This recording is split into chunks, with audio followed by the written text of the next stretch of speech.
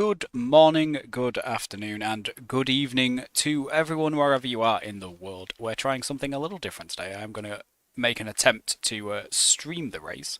So if it's completely clapped, there will be a recording that I'm going to upload overnight, if necessary. Hopefully, it's not necessary, but we will have to wait and see just how my internet handles this. As we've got a few guys heading out onto track, so I think that's going to be Luke going out first. It is, and my sound's doing the bug thing. There you go. So my sound's fixed. So just let me start the recording from now, and then we'll see how everything goes.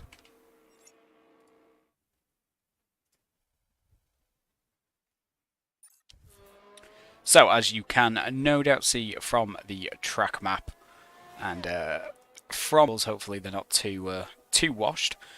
We are racing at the home of motor racing today at Silverstone, nestled in the English countryside, where the first ever Formula 1 race was held in 1950, attended by Her Majesty Queen Elizabeth II. I think the only time, other than Monaco, a reigning monarch has attended F1, although I could be wrong with that. Looks very different nowadays to what it used to. No wings on the cars back then. And the spectators were stopped from entering the track by strategically placed hay bales. So hopefully we don't have any spectator invasions on the track today, and hopefully we don't get anybody upside down at Abbey, which is turn 1, like we saw with Zhou this year. But we do have 2 Alfa Romeos on the grid, so anything's possible, I suppose. So let's jump on board with Mr. Luke Mills, as he is gonna start our first flying lap down the Sir Lewis Hamilton straight. No DRS down the straight because it is a completely flat turn here around Abbey for turn 1, and then a quick flick around Farm, just trying to minimise the distance before hard on the brakes and a bit of lag. Apologies, as Luke does meet the apex there in Village. Close, tight to the inside, through the loop and onto Aintree for the first DRS straight down the Wellington straight. As gonna build up to 203 miles an hour, so pretty low downforce on the McLaren. Flicks it down into Brooklands, keeps it in 5th gear, then down to 4th, tries to V-line Luffield a little bit, just to maximise the exit past the old pit straight and down into the quite impressive Cops Corner, one of the fastest corners on the calendar. Luke doesn't drop below 172 miles an hour. That is some pretty prodigious speed through there as we begin the flicks through Marriotts and Beckett's. This is where the wheels really gain that advantage, as Luke gets that pretty nicely, and then through Chapel, keeps a nice tight line down the Hangar straight, but doesn't want to turn too much and bleed some speed off, as we see a Red Bull nicely getting out of his way. I'm not sure if that's Hugo or Johnny, as Luke just through Stowe keeps it nicely within track limits. Easy to run wide there and invalidate your lap. Into the Vale chicane, cuts both of the inside curbs, keeps off the outside one. You can ride that, but make sure you don't touch the sausage. And Luke to the line with a 27.3 to start us off. So Quentin's just about to finish a lap behind him with a 27.1, so Quentin goes even faster. And then Bayard splits them with a 27.2 in the Alpine. Will is going to be the next man over the line in the AlphaTauri with a 28.2, so a little bit off. I wonder if there was a mistake potentially in that lap, as now we have a very sick Johnny making his way to the line with a 27.1 as well, so he's matching Quentin. Not feeling too good, Johnny, at the moment, unfortunately, so hopefully he gets well soon. As Dino Pushkidir puts it P6 with a not representative lap, a 48.7, so I wonder if that's what the yellow flags were for earlier. As Jay van der Merwe, P5 for the Aston Martin, one of our reserve drivers, as Thomas Gra jumps to the top with a 26.9. So a big lap for the Alfa Romeo. We'll be hoping he doesn't end up upside down anywhere. Theo to the line, a 27.6, and then is this going to be Iron? It is Iron, but it's only a 33.9, so a mistake in there somewhere from championship leader, from the Ferrari driver. Unfortunate for him, but can always go again. Seems to have enough battery to make another run of it here, although he's not going to have anyone to really gain a slipstream from, which would be quite a large advantage, although Iron maybe isn't continuing this because the battery's not on and he doesn't really have any fuel left. As a few more times filter in. Justin jumps up to P2 with a 26.9 of his own, so ABS guys turning up at the front with two 26.9s and two 27.1s. Pretty mega speed there. Bearing in mind this is a sprint weekend here. Yeah, it will do, Harry. Apologies, that is my internet, but I am recording as well, just to see how it does. But I think having some form of stream, especially if I can make it look, you know, at least reasonable, is going to be an improvement over having none at all. Currently says I'm on about 17% drop frames, but it kind of does it in fits and starts, which is not ideal, but as I say, there is a recording that's going to go up on the YouTube overnight anyway, just so we have a bit more of this race to view. Let's see who else is on a lap. Quill's on intermediates, which is allowed in GRS as long as you don't hold anybody up. I think we may have covered this before, but just for so everyone's aware, while you are on a tyre not suited to the conditions, you are never considered to be on a fast lap, because this is not going to be a quick lap from Quill. Obviously, there's a big snap for them out of Club Corner, so just a 42.4, but I think Quill's going to keep driving around a little bit just to kind of get in the groove. Kind of uses the first half of quali as practice more often than not. But yeah, so you're never considered to be on a flying lap. So this Mercedes behind Quill, which is going to be Quentin on an out lap. If Quentin was on a flyer, Quill would be required to get out of the way if Quentin turned up on their rear wing. Just so you can do those laps if you want, but making sure you're not negatively impacting anybody else, which obviously would not be ideal. Is anybody else currently on a lap? I think George is on an in lap, having put his car P9, so faster than his teammate for now, but Iron obviously won't be happy with P13. Jay's on a flyer, but unfortunately it's just invalidated there in Maggots and Beckett's. Was a couple of tenths up through the first sector as well, so that could have been a pretty handy lap. There's quite a big gap between the top six and the guys behind. Hugo sort of slotted his way in there, P7 at the moment. I mean, it's up to you, Harry. If you, I think David's back next week though. It's just due to David's shift pattern. He's kind of here for 4 and then not here for 4. And this is the last week he's not here. So I just wanted to see if I could make something work. But I wouldn't mind a co-commentator that can stream. That would be quite nice, especially if you wanted to help out on the commentary side of things. But let's have a look at Alfie Javi, the second McLaren driver, only guy who doesn't currently have a time on the board. Just on the run down into Copse. 7th gear, but just misses the apex slightly. That's going to cost him a little bit of time through there, cause him to bleed off a bit more speed than he maybe wants to do. But it's Maggots and Beckett's is a big place you can gain time if you get a good run through here. And that's a pretty good minimum speed. Manages to keep the momentum up there through the quick changes of corners. Thrown down the hanger straight. The second DRS zone, quite a good overtaking opportunity here. Opportunity in the race here into Stowe as well. Alfie gets around there nicely, keeps it within track limits. And then into Vale as Will has unfortunately been disqualified because he span, which is very unfortunate. That's not something I think I've seen the game really do here at Silverstone. It was definitely a Portimao problem, which is why we slightly amended the rules there, but was not expecting it at Silverstone, as Alfie's put himself P9 with a 27.7, so it's in that ballpark of kind of the second group behind the lead 6. So it's not too terrible. As let's take a look at his teammate Luke, who was 14 thousandths up through the first sector, looking to improve on that 27.3. Could do with finding about a quarter of a second or 3 tenths as he runs very wide off the track at Chapel. Lost some time in there though, so he's going to keep his foot in it, and that's perfectly fine. Let's see if he can maybe find a bit more here. In the final sector was 4 thousandths up at that sector 2 split, but will have lost momentum down the hanger straight. But Luke is going to finish this lap off, he's going to go for it, so potentially just getting that delta on the board for what was a very good sectors 1 and 2. Knowing the time is going to come back to him later on, and he does improve, finds a 10th and a half up to a 27.1. Manages to slot himself just ahead of Quintin in that second Mercedes. So a good lap overall, even if it was a little sketchy. As Bayo's just starting a lap. Thomas is already on one, so this is going to be Dino, who had unfortunately invalidated. It was a 127, so again it was in that ballpark. So Dino definitely has pace. It just needs to make sure he gets a valid lap in.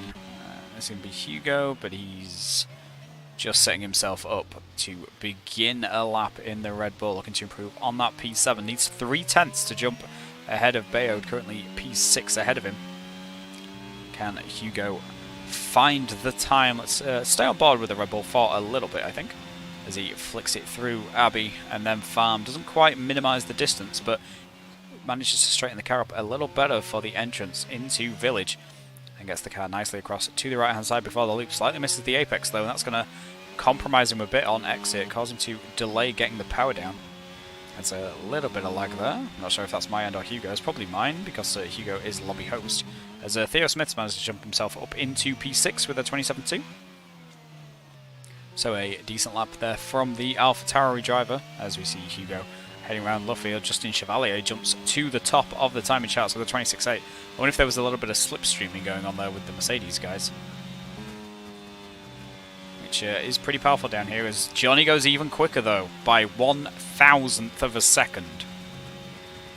Very, very tight at the top. We saw a difference of 9 thousandths yesterday for pole. Could this be somehow even closer than that as we head into the final 6 minutes of quali? So if something catastrophic does happen with the lobby, this would form the final grid from now. As Hugo's unfortunately gone around. Yeah, and lost his front wing. Thankfully the car's still intact other than that in terms of his tyres, and he is pretty close to the pit lane. It's right there. So a nice easy trip into there, but that is going to ruin that lap and that set of tyres. As who's on a lap? That's a Williams. So is that potentially Quill? Quill's just backing off to start themselves up a lap. We'll be hoping to not hold George up though, as George is finishing off a lap here through the Vale chicane. Short shifts up into 5th gear, gets on the power very early, manages to keep the rear nice and balanced for a 27.5. So finds 4/10, but only the 1 place due to other people improving around him. Jumps up ahead of Hugo, was P10 after the first runs, what's it, P9 now. So a slight improvement there, but nothing too ridiculous. So that is going to be Johnny heading his way back to the pits. How is Jay going on? Jay has made a mess of the middle sector, just burning off some fuel here to get that battery back and go again in the Aston Martin. We can come back and have a look at him in a little bit, as Quill's 10 seconds up to tyres. So those inters were really killing them through the first sector. That's very nice, I think. Through Cops, a little bit of lag, but looked like Quill got the apex almost perfectly through there. And then the flick through Maggots, and then through Beckett's as well, dropping down to 5th gear. Shifts up to 6th for the run into Chapel. Is 13.5 seconds up, but needs to find time in this final sector as well, because 13.5 seconds on Quill's first lap is only a high 28, which is going to give them a grand total of 1 place ahead of Iron. But Softs versus Inters should get a significantly better exit here out of Vale and into Club, as there's yellow flags behind, just for someone going slowly. I don't think anyone's had a crisis as Quill jumps up with a 27.6. So half a tenth off Hugo for breaking into that top 10. But can't quite get there at the moment. How is Quentin going on? Just starting a lap, I believe. Yeah, just starting a lap in the Mercedes. And Luke's on an outlap, and so is Alfie in the McLarens. Is anybody actually on a flyer? Jay will be on one. He may be the only person. Half a second up in the first sector. Make that 6/10 through sector 2. A 3.3. So that's a roundabout where Quill was in that sector 2 split. So can Jay get extra time here in sector 3? Maybe running a slightly low downforce setup would gain him some time down the hangar straight. But saying anyone's running a slightly low downforce setup than Quill is like saying that water's dry. And P9, so does go a little bit quicker than Quill. Just a slightly better Sector 3 with a 27.3 there. It's very, very close, this grid. Just a tenth and a half between J and P9 and Luke in P4. Yeah, Iron had a crisis on his first lap, Mitch, with that 1:33.9, so there must have been a spinner there. You're not losing 6 seconds for anything else, but he is on run number 2 now. So let's see if we can find where he made that spin earlier in terms of the car delta. So it wasn't in Sector 1, because he's 8 thousandths up, but Iron making an improvement. If he can keep the lap clean, we might see somewhere breaking into the 26s along with Johnny, Justin and Thomas at the moment. As the Aston Martin nicely gets out of the way down the old pit straight. And for the flick through Cops, it should be a pretty good first half of the lap, but this is where Iron's control is going to hurt through Maggots and Beckett's. Has to go down to 7th for that first right flick, whereas you see the wheel users kind of keep it in 8th for there and just throw it in. But manages to keep some pretty good minimum speed. He's 2.5 seconds up, so maybe just backed off the lap as opposed to a full-on spin. Heading down into Stowe, and Alpine nicely getting out of the way as well. I'm not sure if that was Cameron or Bayard. Could have been either. Cameron, I believe. As Iron heads through Vale now, going to have to be careful on the traction, although the controller does help slightly with that, and it's another 26.8, and this time Iron jumps to the top of the timing sheets, 300ths the gap. So close at the front. Are we going to see a bit of a repeat of last year with Iron and Johnny on the front row? So yeah, that Alpine was Cameron, who has unfortunately gone for a bit of a tumble through farm.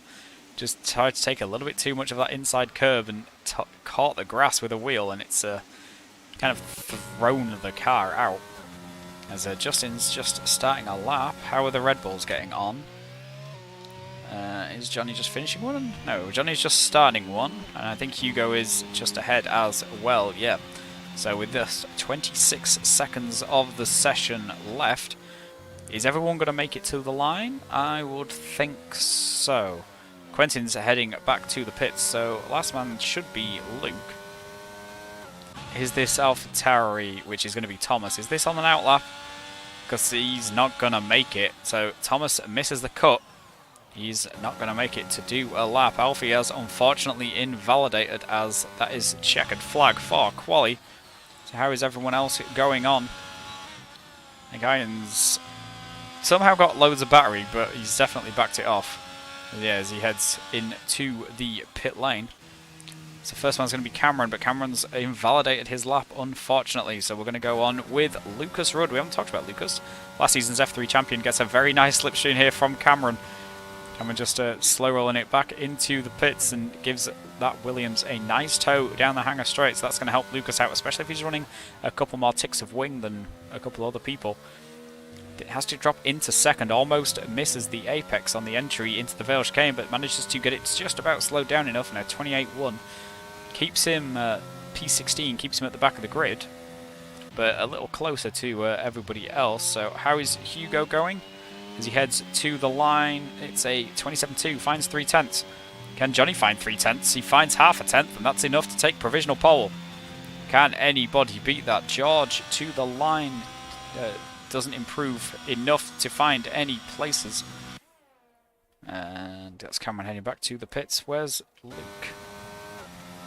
Luke with 27.166. So either didn't improve or did. Unfortunately, then that's not going to mean that I don't have a... Yes. That's going to mean, unfortunately, I don't have the screen at the end of quali, but hopefully it's not bugged out the telemetry completely and it is going to count it as a completed session. Because I don't want to have to fill that in manually, that sounds painful. Or has the whole lobby died? Give me a second.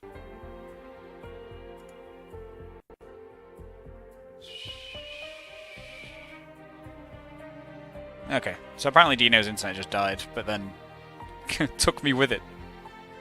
Which is not what we want to see. Ah, I'm back.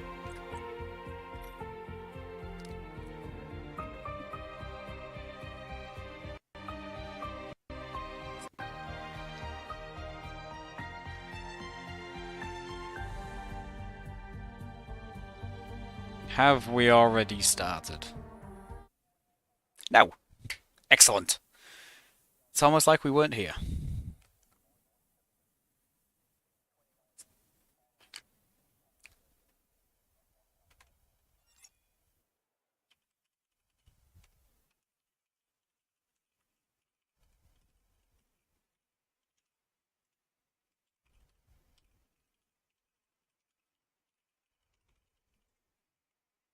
Just quickly sending a message to get the links all posted and everything, as we've got 5 seconds until lights out. Interesting to see what tyres everyone chooses. I would imagine at least most of the grid, if not all, are going to be mediums, but we'll have to see if anyone's doing anything different. So that is 5 red lights. And it's lights out, and away we go for the sprint in Silverstone. All of the top 10 are on those medium tyres as Johnny gets a pretty good start. Iron's going to look to be side by side through 1 and 2. And this is going to be all about who's going to be brave on the brakes here. 5-second penalty for Lucas Rudd, all ready for a collision with George Parr, but the front 4 getting away all nicely. 2 Mercedes getting involved in there. Justin challenging Iron for P2, but just can't quite get the traction down to really make a run on the Ferrari through the loop, but is going to try it here into Brooklyn, slides it down the inside. Iron's going to try and hang this out and has the inside line for Luffield, which directly follows. Justin's going to hang this around the outside, though, demand space there in the Mercedes, and we're going to have a drag race down to Cops. Iron gets the superior exit and manages to maintain that P2 for now, and I don't think anyone's going to go for a suicidal dive bomb. Thomas Grad somehow down in P8, so must have had a problem off the start, possibly. I can't remember where he qualified, I have to say. So maybe that's where he qualified. But that will have been a disappointing performance for Thomas if that is the case. Coming under pressure from ABS teammate Hugo Nilsson, and both have been kind of jumped by Quill. Let's go and look at position changes already. Yeah, Quill's already up 8 places, so there must have been some chaos kicked off early on, as Quill has made their way up to 7th place already from starting 15th on the grid. So a great first lap for the Williams driver. If they do that again in the race, they'll be leading, as Johnny sets the fastest lap, of course, as the car in the lead. And I wonder when the first gap in this, what is probably going to be a 17-car DRS train for the most part, opens up. Currently, the only man outside DRS is Will Coates and George Parr, 15th and 16th at the moment, respectively. So that's kind of sprint race done for those guys, unless the guys in front elect to fight quite a lot. Luke's already down in P11. He's lost 3 places, but he's going to go for a move on Hugo. It's down the inside for Brooklands and just packs it nicely on the apex. Hugo was kind of looking for a little switch under, but just nothing doing in the Red Bull. And that is going to be the McLaren back up into P10. We'll be looking to make up at least a couple more places in order to get back in those points-paying positions. Currently a mission to blame Hugo, because I'm not entirely sure what it's doing.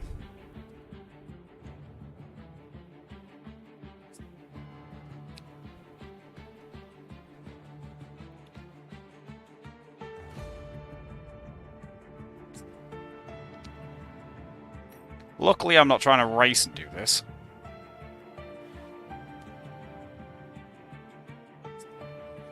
In fact, the whole stream dropped. So, because it now says my drop frames is exactly 0. Which I know is not correct.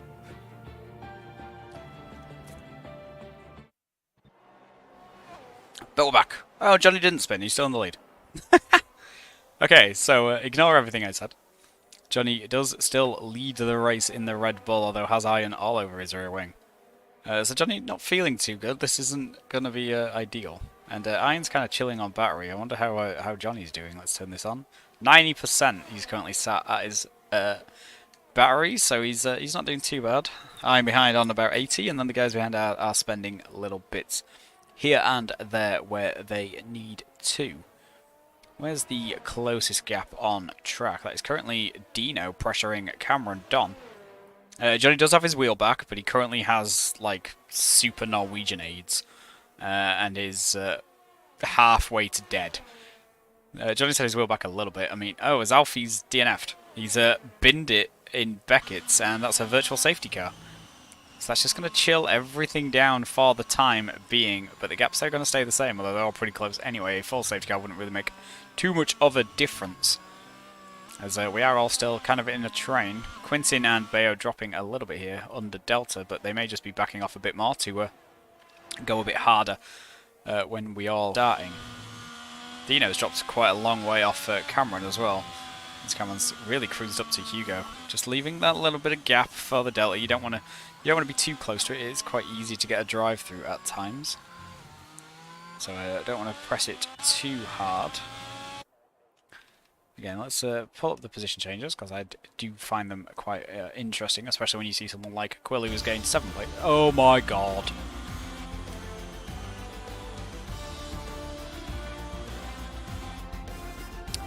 Now, I don't know if this is my internet trying to do everything all at the same time and just not liking it, or if it is the lobby being a bit weird.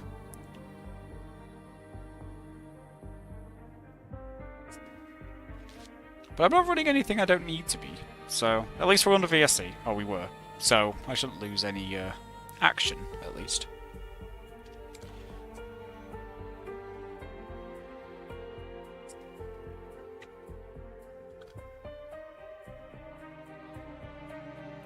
But as I say, there is a recording, so if this isn't going to work for the race, I may just call it off after the sprint.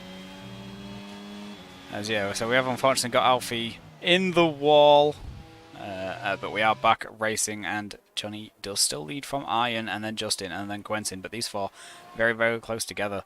Bayo needs to get a bit of a move on in P5 to make sure he doesn't drop out of that DRS, as we have a yellow flag at the back. That is George Parr in the Ferrari, unfortunately spinning. As you see, Will Coates just fires himself into the pit lane behind. We've got a couple of 3-second penalties starting to come through now as well. Luke has one, and I think Will had one as well, although that could have been a 5-second from earlier. I know Lucas's is a 5-second from the contact with George earlier, as that is going to drop Will to the back. I'm surprised he's not just retiring from the race, to be completely honest. Pitting on a sprint, especially at Silverstone, slowest pit lane on the calendar, is definitely not ideal. But still all sat nicely in this DRS train all the way down to T11. So there's probably not going to be too much in the way of moves being made until we go and look at someone like Cameron and Dino, who are going to go nose to tail through cops. A lot of trust there from Cameron for Dino not to brake slightly harder than he's expecting. But they get through there nicely, and then the flicks through Maggots and Beckett's. Cameron, one of our drivers, on a controller as well. So that's not going to be helpful for him through there, especially with the dirty air coming off the back of that Alfa Romeo, but manages to get a very, very good run down the hangar straight and make the move up into P12. But it's still not going to be points, it's just one more place on the grid. And you kind of want to be in an odd-numbered place here as Iron sets a new fastest lap, trying to close Johnny down at the front. And then Quill sets one, and Hugo as well, so the DRS really starting to help out here, these guys who have got a bit more slipstream to work with. But I think the closest guys now are either going to be Luke attempting to find a way past Jay Vandermeer, who are just 3/10 back in the McLaren off the back of the Aston Martin as we flick onto the Wellington Straight. So he's going to get the DRS here, but then Jay's only 6/10 back from Quill ahead, or 3/10 back even, closed in quite a lot down that straight. It's some kind of miracle if Quill's running higher wings than anybody down here. Because I don't think I've ever seen Quill run higher wings than anybody, to be completely honest with you.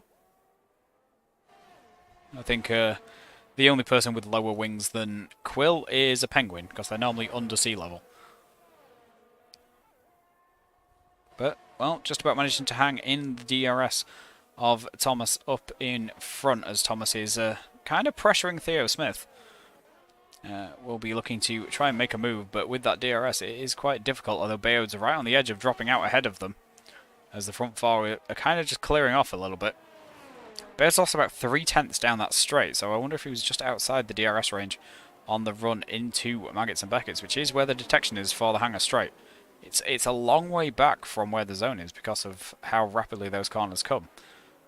As guys at the front are setting new fastest laps once again, just ratcheting up the pace here. And Bayard just can't live with it. And, well, Bayard's also dropping Theo a little bit. So Theo can't live with Bayard, and Bayard can't live with the front four. And Luke is just getting held up in all of this. Still down. Stuck a little bit in P10, although has managed to drop Hugo out of his DRS. momentarily at least. I have to see if the Red Bull can get that back at some point further round the lap, but not being able to as of yet. And Thomas not able to make a move either, so Quill making up those 7 places, 8 places off the start, has only lost the 1 to Thomas Grad throughout this race, and then everybody else is kind of as they were for the most part. Hugo not quite able to get back in Luke's DRS as of right now, but Luke does have that 3-second time penalty, so that will promote Hugo up on the grid. Luke just needs to keep an eye on the gap back to Cameron and Dino, make sure he doesn't lose a place to that. As this train now heads down the hangar straight once again. And they're kind of getting a little bit close to Will Coates as Theo's flashing on battery. He's down to just 6%. Thomas is going to try it around the outside of Stowe. Can he make this stick? Has to go off the track. Probably got a warning there, but hangs it nicely around the outside. Bounces over the inside sausage curb though, and he's going to go side by side and around the outside of Vale and gets in front through Club. A nice move there from the Alfa Romeo. Make his way up into P6. And we'll start tearing after now. Bayard trying to grab that DRS. Might be a little vulnerable here to the 4 cars behind him. We're all within a second of the Alfa Romeo and are going to have that DRS advantage. And Thomas doesn't have a huge amount of battery. His lights just starting flashing now, so he is down into those single figures. But speaking of a lot of battery, Iron's got a lot, and he's all on the back of Johnny. Let's see what Johnny's got as well while we're here. They're both kind of just chilling at about 70%. Justin and Quentin burning quite a lot to stick with them, really. Trying to just see if there any opportunity opens up to make a move on either the Red Bull or the Ferrari. Try and get themselves up on that front row, although they may just bank the points here because this is going to be quite a strong sprint here for the Mercedes team. Remember, the point system in the sprints in GRS is the same as the one in real Formula 1, so the top 8 score points. 8 points for first, 1 point for 8th, and I'm sure you can guess the order between those positions as Will sets the fastest lap, but he has put softs on, so that's fair enough. But there's no point for the fastest lap in the sprint. There is one in the race, however, so we'll probably just doing a little bit of practice as we've got a yellow flag at Stowe, and that is Dino, who's unfortunately had a spill in the second Alfa Romeo. I don't think he took anybody with him though. I don't think there was any contact, so it should be all good and above board, although Cameron seems to have lost a couple of tenths to Hugo, so I wonder if those two were having a little bit of battling, and that's what's kind of caused it. But Iron now all on the back of Johnny. If he wants to make the move, he needs to do it this lap. But Johnny's got plenty of battery to defend with, as there's one more DRS zone and probably only really 2 more overtaking opportunities for the Ferrari driver, although can dump a lot of that battery to kind of pull away from the 2 Mercedes behind them and see if he can make a move on Johnny in the Red Bull. These two fought for the title last year. Johnny's been pretty unlucky this season. With a broken wheel and then a broken self. So quite a large gap up to Iron, but well, as we heard in 2021 at Silverstone, 1 DNF can make all the difference, and it absolutely can. But I don't think Iron's quite going to have enough in terms of straight line speed to make a move on the Red Bull, and he's kind of just going to be content here to sit in P2, as Luke has made a move for P9, but Jay is going to fight that back, and they're going to go side by side. So let's jump on with those guys as they look through Vale and Club. The front 4, 5, 6 are all going to come over the line in that order. Thomas got right on the back of as a 3-second penalty there for Jay as well.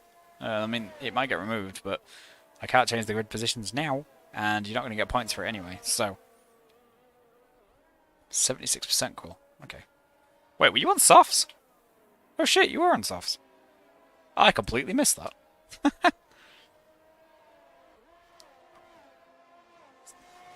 Luke gets a bruh from Jay. There was a bit of wheel banging there, but it is pretty tricky to go side by side through Club, as we just wait for Lucas and Will to make their way home.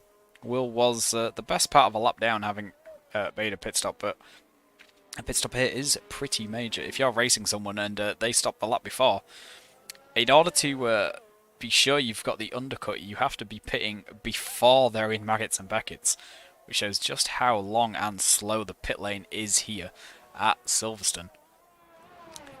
It's pretty damning. You can very easily go from first to very, very last just for making a pit stop. But across the line comes Will, sideways, backwards, whatever you want. Don't get disqualified again, dude. Just going a little aggressive there. On the exit of Vale, it is probably the hardest traction zone on the track. But Johnny holds off Iron to win the sprint, but he's done it for 9 laps. Can he do it for 26? As Quill gets driver of the day for that lap 1 performance mostly. Gained, I think 8 places it was, I think, on the first lap, which is pretty mega. Will not lie about it. It's pretty crazy. So yeah, a couple of time penalties there for Jay and Luke. Jay's might get removed, but P9's no more points than P10. So whether he protests that, I'm not sure. And it's only 1 place on the grid, so there's definitely no reason to re-lobby or anything like that. Plus, I'm not doing mid-race stewarding. They can get stuffed.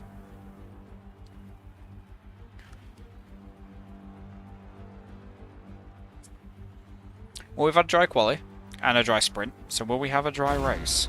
F2 was completely dry, and F3 only rained in quali, so are we going to somehow go a 3-tier sprint weekend at Silverstone and it didn't rain?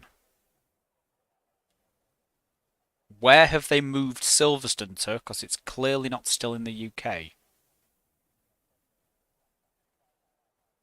They just like transplanted it into a desert somewhere? Like Bahrain, maybe? But I am seeing hard tyres in Red Bull and Mercedes garages. Can't see any further down the grid, unfortunately. But, well, hard tyres onto some mediums later on is pretty much the preferred strategy here that I imagine most everyone's going to do. If you're a little further back, you may opt to start on those mediums, try and take advantage of potentially a mid-race safety car. If a safety car comes out exactly at the distance where hards can get to the end and mediums can't, it's going to give you a huge advantage over the rest of the grid.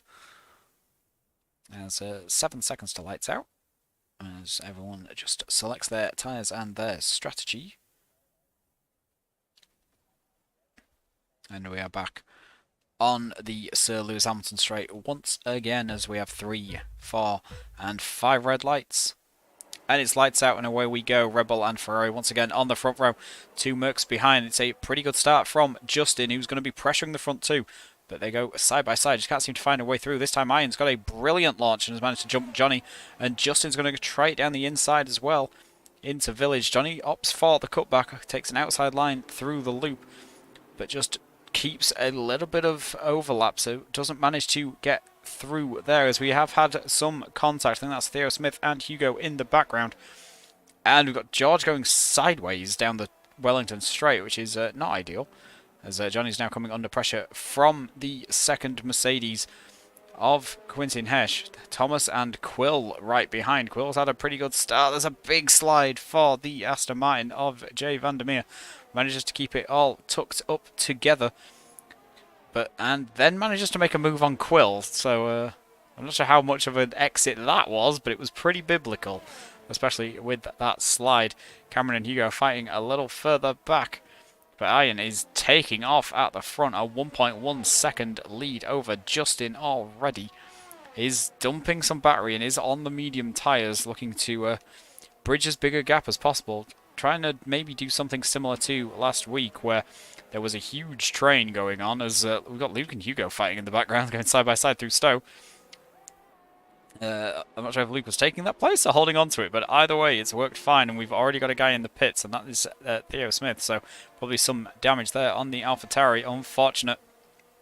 Will be needing a safety car to get to the end. As let's go and take a quick gander at the tyres.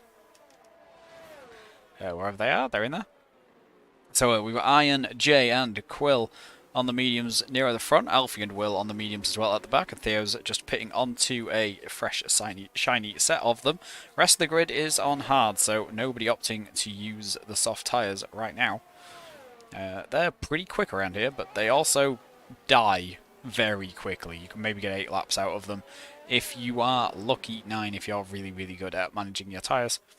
We know Quill's really good at managing sprint on the softs, but they were into puncture range at the end, so maybe not the best strategy for trying it in the race. There you see the predicted strategies from AWS is either mediums onto hards or softs and then mediums and then hards, which just seems like a terrible idea, using softs for no reason.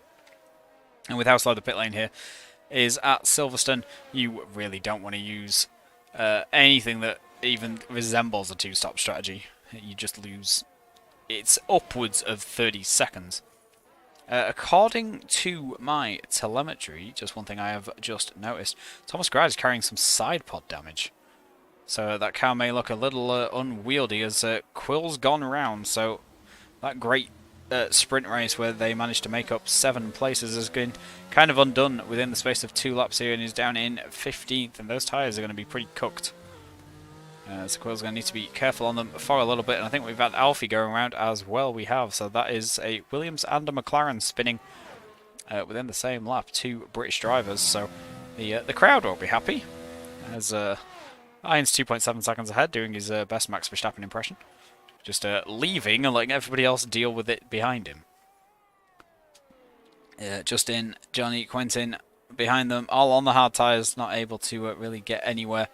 As Jay's managed to make a move on Thomas, those medium tyres really helping out the Aston Martin. We will reach the crossover around probably lap 7 or 8, where the hards start to become the better tyres. So Jay needs to get a bit of a move on and really make the most out of them if he wants to try and match Iron somewhere. But Iron's burnt down to about 60% battery, which is lower than the guys behind, with the exception of Jay, who's down at around 50. But, well, it's kind of what he has to do. He has to burn and just pull away and then just get some taps. As we've had a spin at the back, and that is, unfortunately, Lucas Rudd, who's already had to make a pit stop here in this race. As I think Justin's made a mistake, because it's now like angry bees at a barbecue behind him. Oh, it's just going for me again. Ugh. Yeah, this is starting to annoy me now. Let me jump back.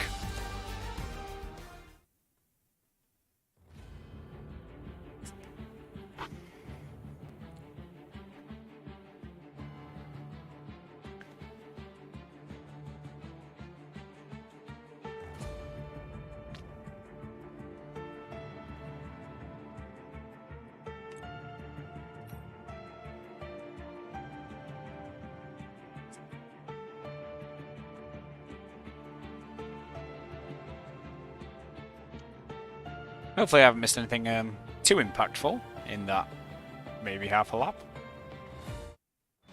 Now we're back. Nope, still Iron. Iron's not spun. Although it has built the gap up to 4 seconds now.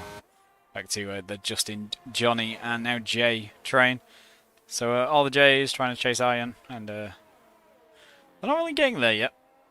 But like I say, the crossover around about lap 7 where we might start to see this gap coming down slightly. Iron's dumping a bit of battery to just extend it out as much as possible before that happens.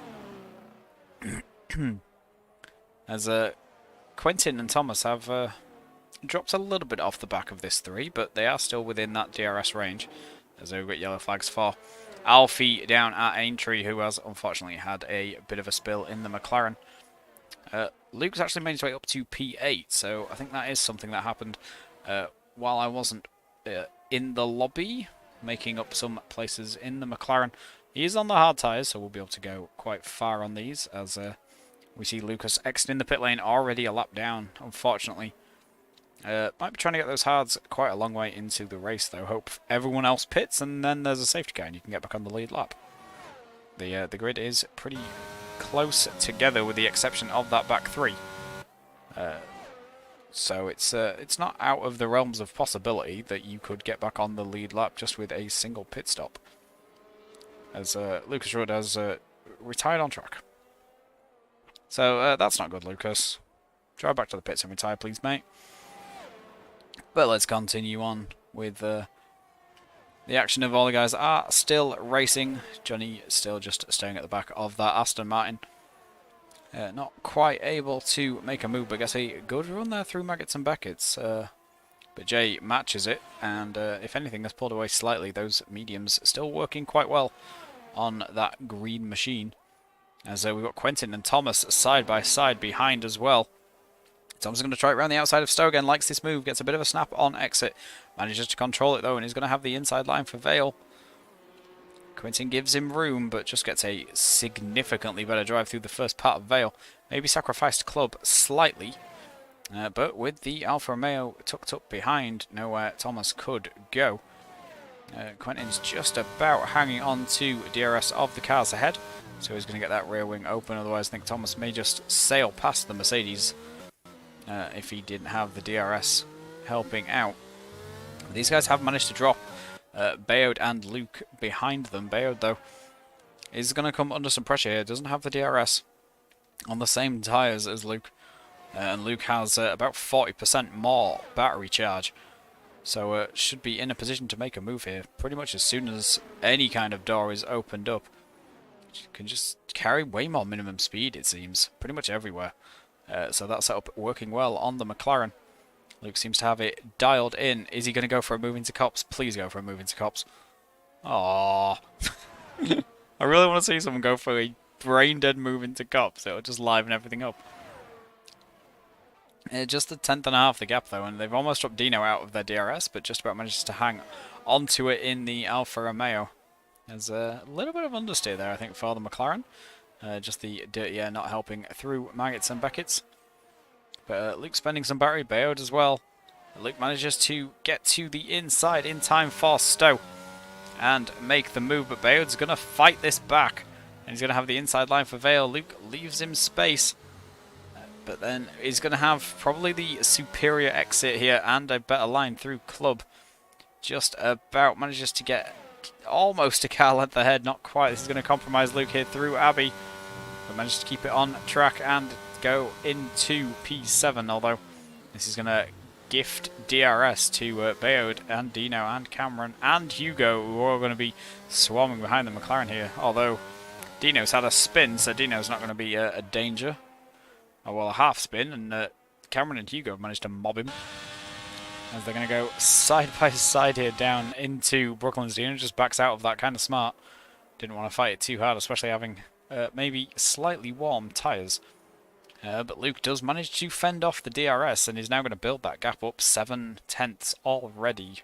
3/4 of a second, although has quite a gap to gain on the cars ahead. He's going to hope that they all fight and lose some time.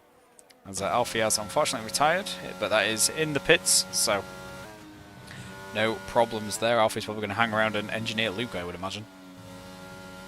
Oh, so we've had a big smash. That's an Aston Martin off at the exit of Maggots and Beckett's. Just lost it through the second part of Beckett's somehow, and is in a wall, and that is unfortunate for Jay, who was having a good race. And that promotes everybody behind up a place. No safety car though, which is weird. So we had Alfie's AI-controlled car parked on the what is kind of technically the outside of the loop. And then Aston Martin in the wall at Maggots and Beckett's, and the game just gone, yeah, we don't need a safety car for that. Which is weird. I would have thought we'd have got one. And that would have played perfectly into the hands of Will, Quill and Iron. We're putting some hard tyres on to happily go to the end. Interesting one. But as of right now, Luke still trying to gain this gap, has almost dropped Bayard out of his DRS. If he gets a better run here through Brooklands and Luffield, that DRS is kind of going to be gone for the Alpine, but does only have his teammate behind him in the DRS range. Hugo and Dino fighting has kind of dropped them both off the back of the Alpine pairing, so they're not going to come under pressure there. Bayard spends a little bit of battery though, just to try and get back into Luke's DRS range, and he's going to get it for the hanger straight here. So that's going to help drag those two along a little bit, the Alpine boys, and continue pulling this gap a little bit away from Hugo. Luke's had a big moment on the exit of Maggots and Beckett, trying to turn in for Chapel, and the car just wouldn't live with it. That's going to lose him 2 places to both the Alpines, and doesn't have the DRS here. Maybe even Hugo could get into DRS by the time we get round to the Wellington Straight, and we might see McLaren versus Red Bull here, fighting over P8. Guys at the front are still kind of just hanging on to each other, just holding station. That gap, we would imagine, is going to start coming down sooner rather than later between Ian and Justin.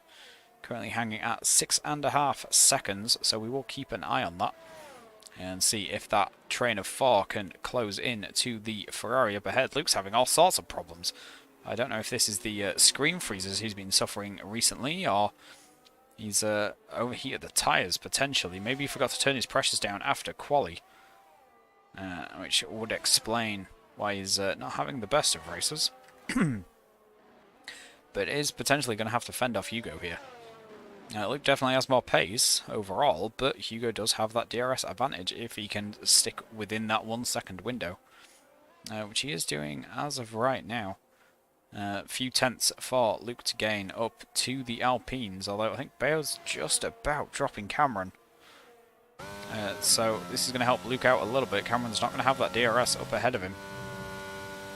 But let's jump back on with this front train of 4. Quintin already flashing in the Mercedes, as Johnny's going to go for a move on Justin and take his Red Bull up into P2 and try and take off after Ian. These two definitely had the pace advantage in the sprint, so will they have it in the race as well?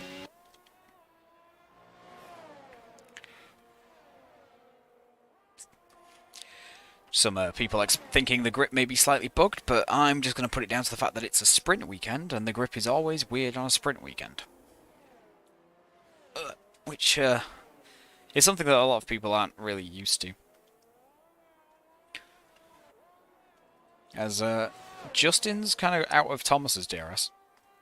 Thomas has managed to make a move on Quintin up for P4.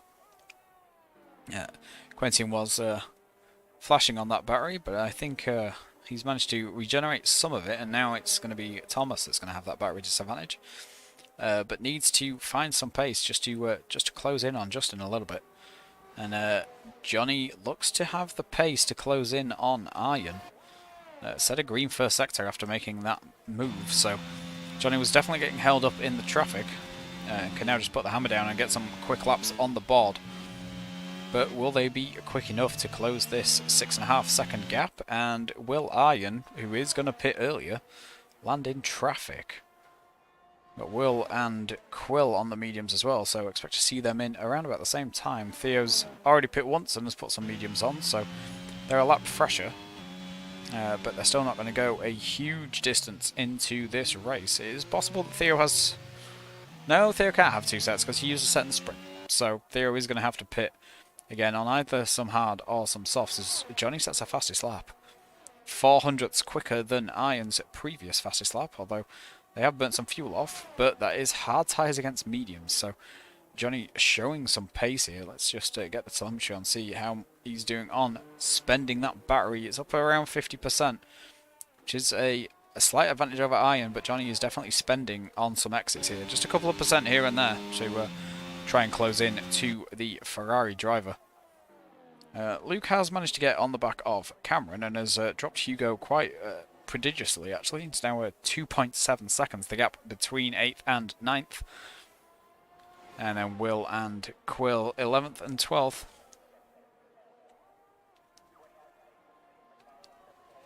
Yeah, club's a bit weird, Alfie, in fairness. It does like to murder cars. So it doesn't surprise me that that's the corner you had your little spin on.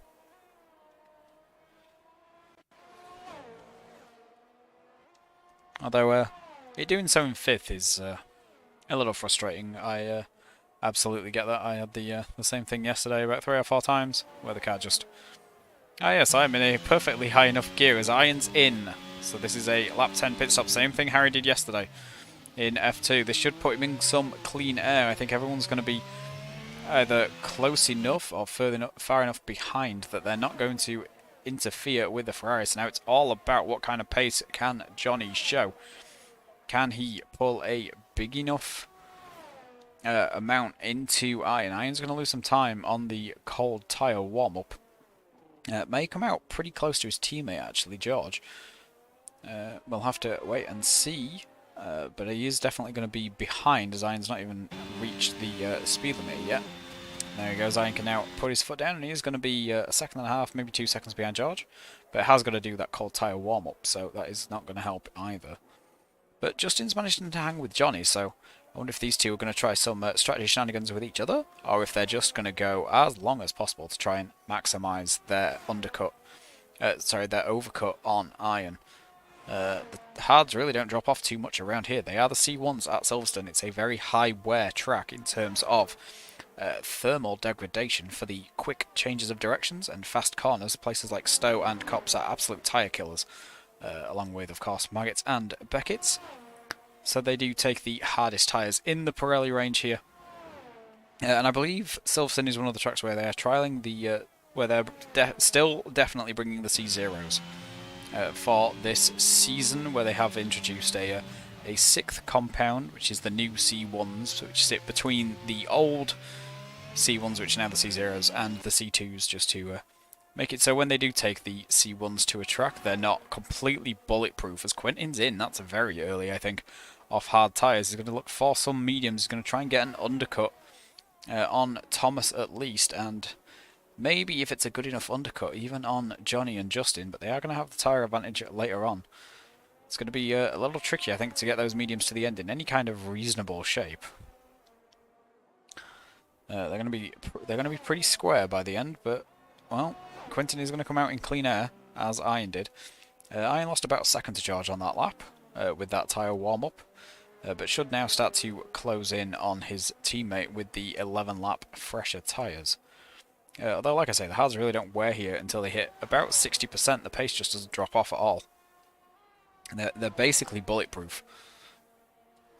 As Justin off track there at Copse, so that's probably going to be a warning. I don't think he was off track far enough for the game to go, nah, that's fine, which it does like to do sometimes at the likes of Copse and Stowe. But Johnny's just putting some pretty decent laps in here. He just wants to hold on to these tyres as long as possible, see how far into the race he can get them, I think, to maximise the gap. He closes on Iron. Iron's going to hit traffic, and Johnny's in, and Justin follows him. So they are conscious of covering off that undercut from Quentin. Thomas in as well, and Bayard is going to inherit the lead of the race here. So is Bayard going to go long with Cameron and Luke for company? Or are these guys maybe even going to try and go very, very long and go on some soft tyres? They are going to have fresher tyres than the guys they're going to be chasing. But how long they stay out is going to determine just how much fresher they are going to be. As Iron sets a new fastest lap with the 30.1. That's a couple of tenths faster than anybody else was lapping. So those new hard tyres are working and are going to allow Iron to maintain a net lead of the race. I have to see when the gaps have all settled and Johnny's got his mediums up to temperature, what that kind of gap is that he's going to have to close.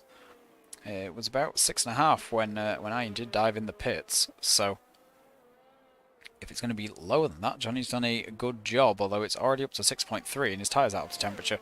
As Iron makes a move on George, that was probably a bit of team orders. Okay, Felipe, Fernando is faster than you. Get out of his fucking way. So Iron up into P7 on the road, although now he's going to be behind Quill. Apologies. Now he's going to be behind Quill on some pretty second-hand medium tyres. And Iron's going to try it in Maggots and Beckett's. That's not the smartest place to try and make a move. Iron's going to have to dump some battery, I think, here to make the move on Quill. Although Quill's probably not going to fight this all that hard.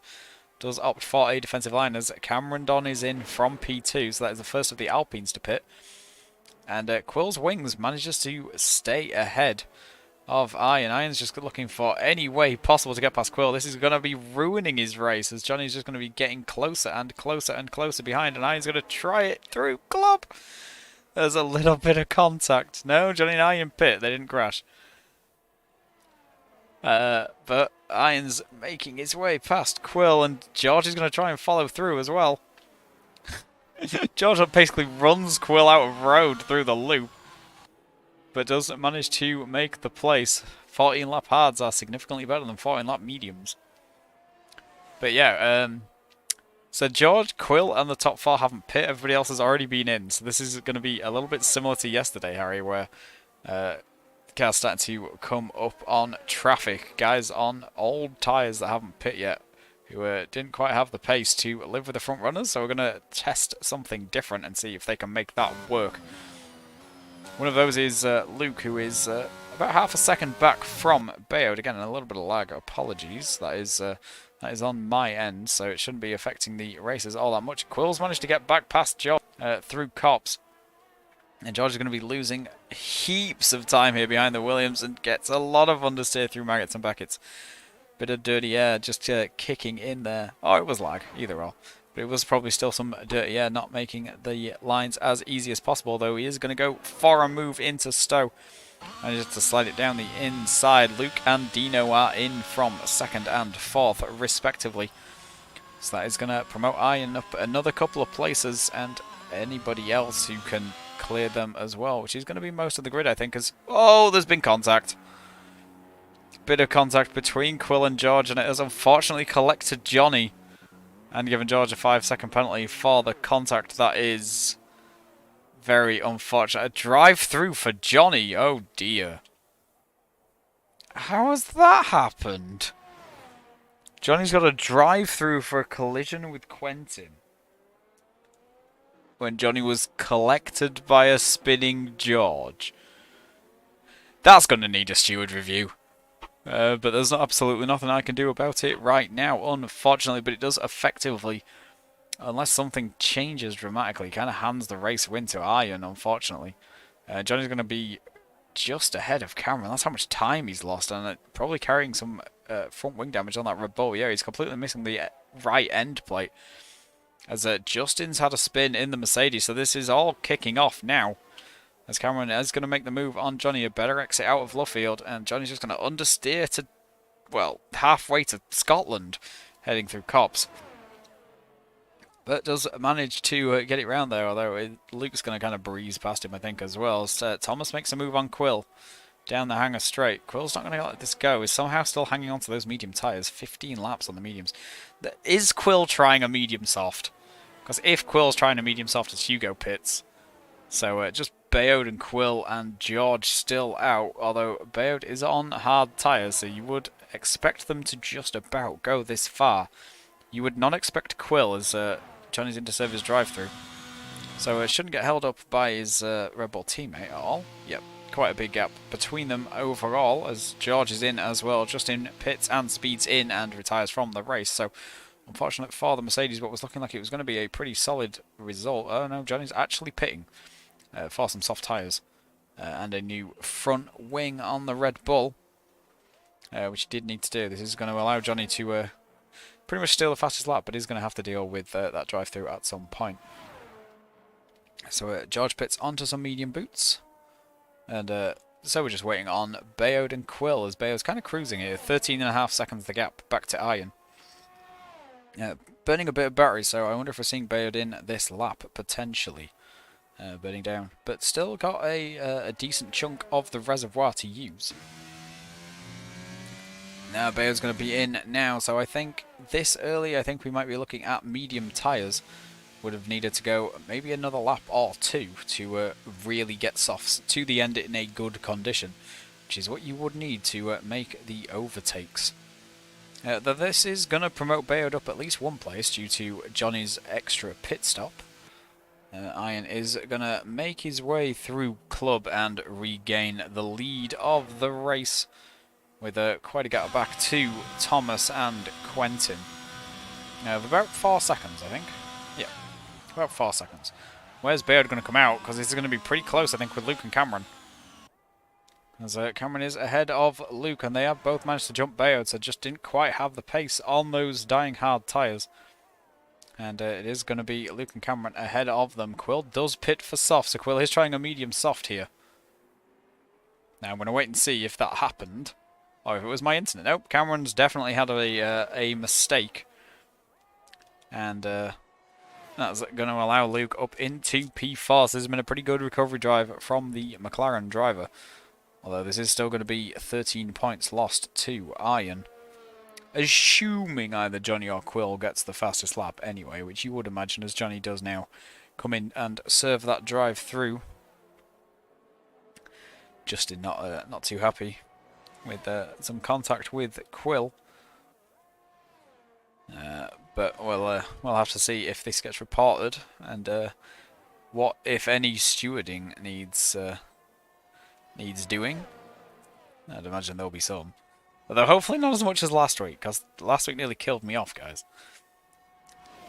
With that 4-second gap out the front, Thomas and Quentin are going to be on the mediums compared to Iron's hards, so they are going to close in a little bit for a few laps. They're also much fresher.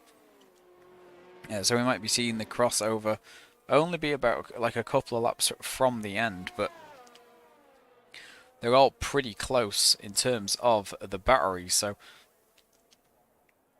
yeah, they're not going to have that advantage they can use. I wonder if Thomas is still carrying that side pod damage, or if that's potentially a telemetry bug. I mean, I would hope not, if I'm being completely honest with you.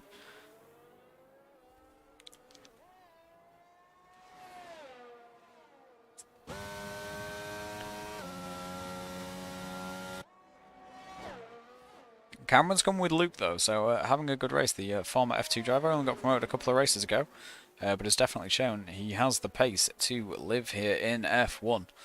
A couple of good points scoring finishes, and some good qualifying performances as well.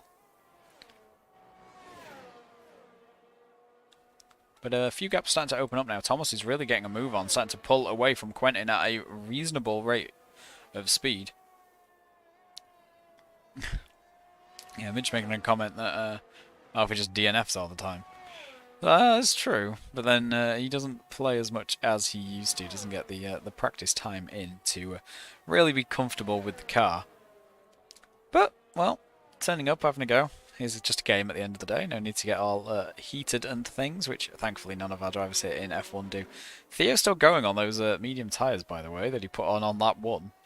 They've now done 17 laps. They must be actually square. But can't really afford to pit at this point, because he would drop a lap down if he did. Kind of needs to hang them out as long as physically possible to hope for a safety car, although with what's kicked off so far this race and we haven't had one, I don't think that's happening. But Luke is closing in on Quentin, and Thomas is closing in on Iron, but I don't know if he's going to be closing in fast enough. Gained about 8/10 over the last couple of laps, but just 6 to go. But is Johnny actually on a flyer here for this fastest lap? Yeah, purple sector 2. So current fastest lap is a 29.0, I think. So I'm pretty sure this is going to blow it out of the water here.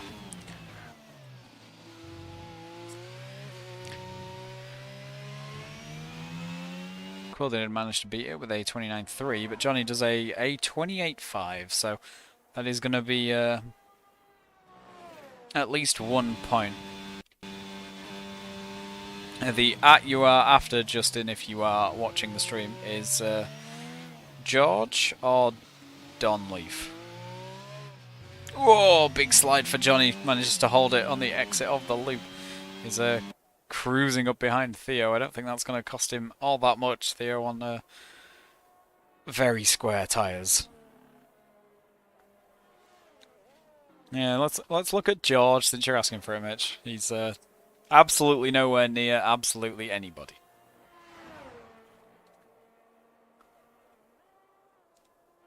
And yeah, Iron is 3 seconds down the road, though. It was 4 a couple of laps ago, so it is coming down slowly. Yeah, but those medium tyres are going to start dropping soon-ish. I think the smart play may have been, for the guys that started on hards, just to run a lap or two longer. I think they were all just very conscious of getting undercut by each other.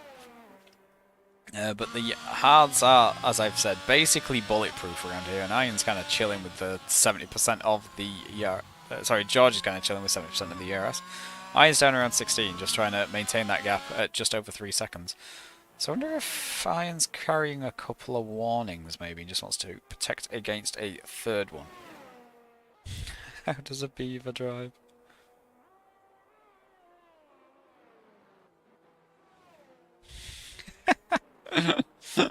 That is the best insult I think I've ever heard. Justin just calling calling George a beaver, which apparently is a direct translation from French. As Theo does pit for some softs, so that's going to be one quick AlphaTauri. And the gap at the front now just over 3 seconds. Thomas definitely has the pace here, but does he have the laps? I think this is going to be a chase to naught unless Iron does pick up a penalty.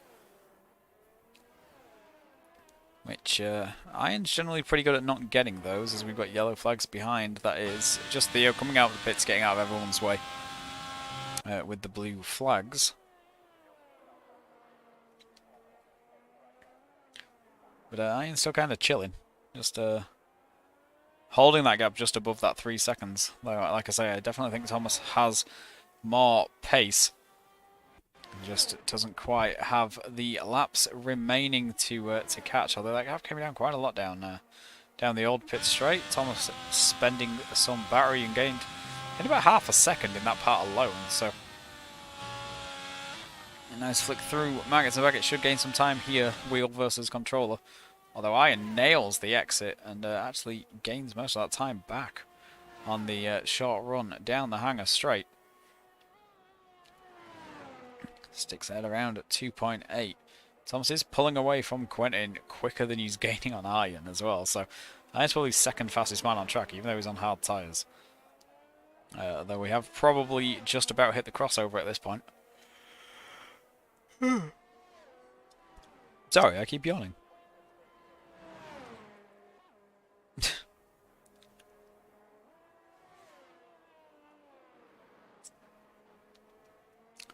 Let's see if anything is kind of kicking off behind. I think the closest gap is going to be Bayode behind his teammate Cameron. I wonder if they're going to do a little tactical swap here at Alpine. Maybe use Bayode's extra pace to try and close in to Luke.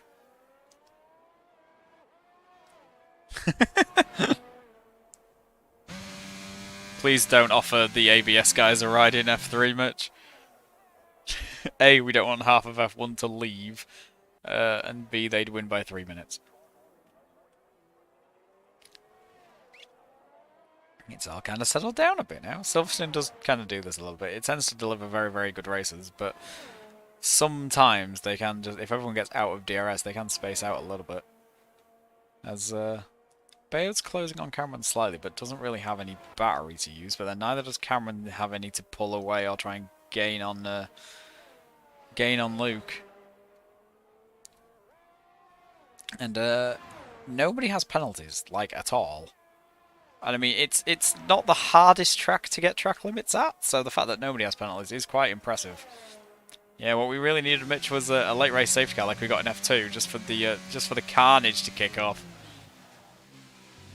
But now's all kind of settled down. I think everyone's just sort of content with their position a little bit, and this is the maximum their pace is with the tyres that they've got. As Theo sets a new fastest lap with a 28.9, so I wonder if we're going to see Johnny pit again. Like, nope, I'm having that. Give me that point. But yeah, he has to be careful, because if he pits, it will put him a lap down. So, if he is going to come in, he needs to do it this lap. I wonder if Johnny will be aware of that. I think we all want Hugo to spin, Mitch. It's the only reason we turn up, right? Is to watch Hugo spin.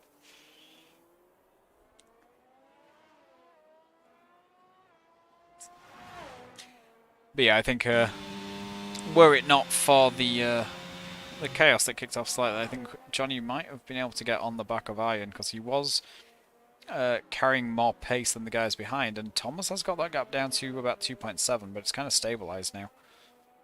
Iron spent what he had left of the battery just to stabilise that gap before the tyres got onto a level with each other. And just kind of sat with it now at about 2.7 seconds. Which, if there's a penalty, is going to be fun. but I don't think we are in too much danger with absolutely nobody on the grid having one. And Johnny does choose to stay out. Isn't going to go for another fastest lap attempt on some newer soft tyres. And those ones he's currently on are going to start feeling a bit square. So I wonder if he's going to be able to get on the back of George this lap to have a go into the last lap. Although George defends hard against, almost specifically against Johnny and the other ABS guys, just to help his teammate out wherever possible. As Quill's pitting, so Quill thinks they have the gap to get out ahead of George, keep that point, and steal a fastest lap. Which would double their points tally, which wouldn't be terrible. Did I see George ghosted? No, I think it was just a graphical thing. The Ferrari just didn't quite look entirely solid. And I mean, their reliability is never entirely solid, but the car generally is. Is Quill going to have timed this right? Are they going to get out before George gets there? I'm not so sure, you know. Quill's just coming to the limiter now. He's going to get on the power, but we'll just see the Ferrari sweep around Abbey. Just about. Quill manages to keep the gap, but this is going to give George DRS. And are we going to get some battling here on the penultimate lap? Quill definitely doesn't want to end up behind that Ferrari and get held up while going for a fastest lap attempt. But George is going to put the battery on, and he's going to go for a move here down the Wellington Straight. With the DRS and the ERS, gets down the inside. Quill can brake later, but probably isn't going to want to. But is going to want to make a move down the Hangar Straight to go for that fastest lap. Definitely doesn't want to throw away a point trying to gain 2. And that also massively puts them outside anybody's penalty window. So, while going for that fastest lap is going to get you more points, assuming that there's not going to be too much in the way of penalties ahead of you. If there might be penalties, and there's no way you can see the whole race from your own POV, you just kind of shot yourself in the foot. George is going to dump what's left of the battery just to try and defend here. I'm not entirely sure why. Williams aren't a threat to Ferrari, neither the drivers or the constructors. Just kind of wants to hang on to that P10, but I think this is potentially going to be a bit fruitless. As there is contact, though. Let's try and jump on an off-board camera to see how we're all going. These two do race quite hard, but all mostly fair. Maybe just a bit of elbows out here and there. As they flick through Abbey and Quill is so close. Looks to the outside. He's going to try and drive around the outside of Village. Went off track to overtake there, I'm pretty sure. So probably needs to give that place back, as Iron has already crossed the start-finish line to win the race by 2.9 seconds from Thomas Grad. I wonder if Quill's going to get reported for that. We'll have to wait and see. Quintin rounds out the podium. Yeah, Quill did get a 5-second penalty for that, so he's probably just going to try and steal that fastest lap and then give up P10.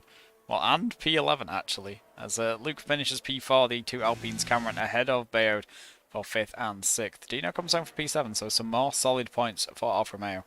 Managed to fend off Hugo, who is down in P8. And then we'll P9, and then we'll jump back on with Quill and George. Quill has pulled a huge gap on George this lap. He's really motoring around this one. It is a purple middle sector, so this could be a new fastest lap. Although probably lost quite a lot of time in that first sector just for just for George backing them up. But has gained 2.5 seconds in the rest of the lap. Let's see, Quill is easily going to come home for P10 on the road, but there is going to be that 5-second penalty. I don't think Johnny's going to find a way past George either. And these guys are going to settle for 11th and 12th, although they're both going to... Oh no! Johnny's lost it. That's going to keep Quill in P11. I don't think Quill even managed to get the fastest lap. I'll have to wait and see. I didn't see it pop up, but I was a little distracted. As Johnny does come over the line for P12, that is very unfortunate. As was looking like a potential race win, Cameron Don picks up driver of the day. But yeah, definitely a potential for a race win, or at least a fight with Iron for it. But unfortunately, just didn't quite manage to get there. Thanks to some contact from cars ahead that managed to collect him and murder a Mercedes all at the same time. Which probably wasn't ideal, really, all things considered. Oh, Johnny's tyre popped. Of course it did. My tyres like to do that on the last lap too. And no race director because it's bugged because it's a sprint, and yay F122. Woo! Just what we like to see.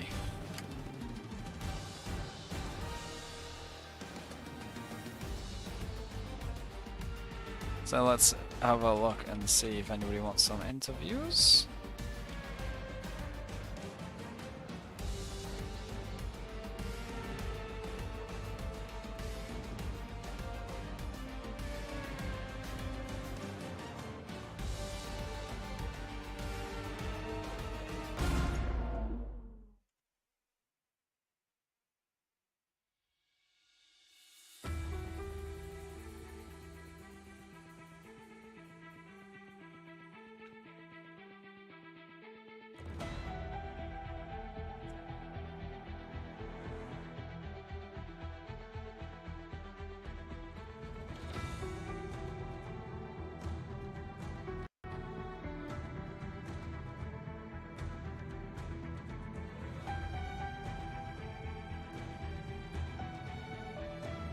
Hello? Hello, Ian. So, another race, another win. Probably looked more comfortable than it was. Oh, it wasn't. It wasn't. The last few laps on the hards, which I put out, was insane. It was like pushing above 100%. I was just like, I was setting personal best after personal best on all hards, which are like nearly at 60%, 65% tire wear. Yeah, I mean, they're pretty bulletproof around Silverstone, the C1s, but they're not the quickest rubber in the world. You did manage to stabilise that gap to Thomas the 2.7, so a penalty would have made it interesting. Yeah, I was on 2 warnings after lap 2, so it was basically my heart rate was like at 200 for the entire race. It was like, don't get a warning, be quick. It's like all over the place. And then I had that thing with Quill as well mid-race. It was like, yeah, Quill kind of defended like that from everyone, and kind of made it difficult for everyone to make their way fast. Well, the point is he slowed down on purpose more on the exit. He lifted and stuff, and he also swerved a bit. So I don't know what that was about.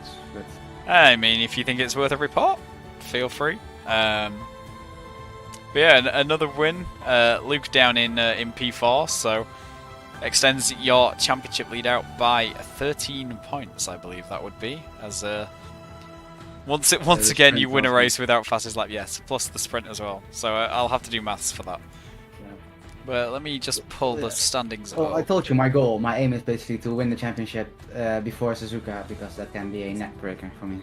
Well, yeah. So you finished P2 in the sprint, right? Yes. Yeah. So that would put you on 145.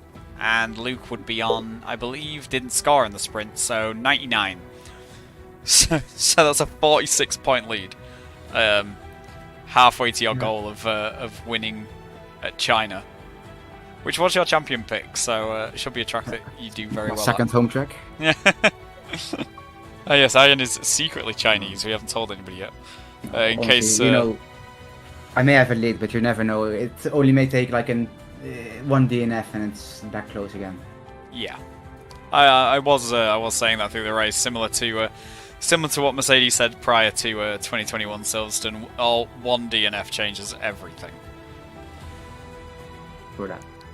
And I mean, you kind of got lucky in Zandvoort with skipping the train and avoiding all the carnage, and then again just driving out in front. You avoided most of it, I would say. Johnny and Justin both getting collected in a crash, which was unfortunate for the pair of them, but just kind of helped you out in front, I guess. It was kind of a mistake. I started on mediums, which I was kind of like, shit, because I saw Johnny on the mediums next to me, so I was like, quickly changed to the mediums as well. But then he switched to hard, so I was only on the mediums. But in the end, even without safety car, it paid off. So. Yeah, I mean, I think it helped me get out of like the DRS train, so I won't get attacked or anything. Yeah, they're both kind of good strategies in terms of, I guess the hard medium is probably a better way to run the race because you're not having to deal with that hard tyre warm up.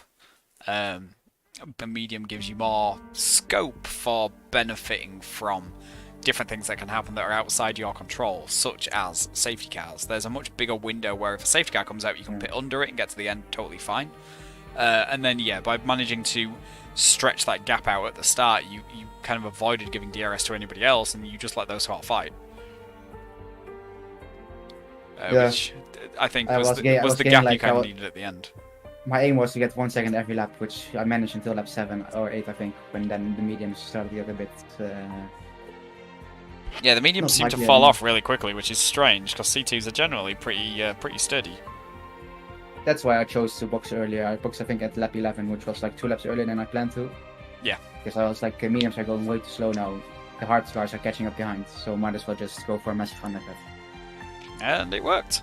So congratulations for yet another race win. I don't think we're getting anybody else joining us. Thomas and Quentin are both predominantly French speaking, so I can barely speak English, so I can't do interviews in French. So we are going to leave it off there. Join us again next week, Monday, Tuesday, and Wednesday at 7 PM UK time. So that is BST now, because we're in British summertime. And it has been quite warm today, actually, and we've just had a full weekend of Silverstone with no rain, so we must be in summertime. F3 on Monday, F2 on Tuesdays, and F1 again on Wednesdays. David's back, so stream will be better quality, will be less disconnects, because it kept deciding to kick me out in the sprint and at the start of the race, unfortunately. And we will see you all then for the Temple of Speed at Monza. So thanks everyone for watching, and we'll see you next week.